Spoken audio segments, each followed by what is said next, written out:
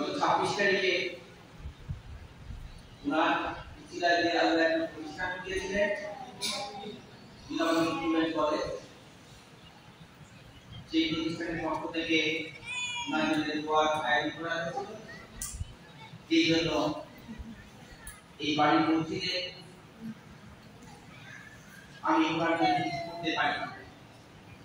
তাই ভাবলাম শুক্রবার আজকে এই বাড়ি বা এই গ্রামে যারা আমরা এখন বসবাস করতেছি তাদের ওনার প্রতি একটা হক আছে।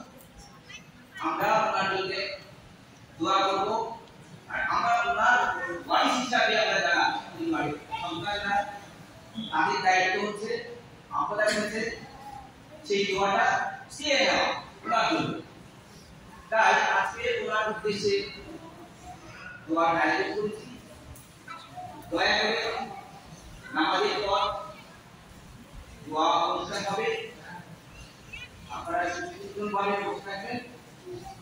সবার জন্য ইনশাআল্লাহ আমরা সবাইকে ব্যবস্থা করেছি, কেউ কোনো অভিযোগ করবে না। মসজিদের যে আলো, এই আলো রক্ষা করে আমরা সবাই শান্তশিষ্টভাবে বসে থাকবো।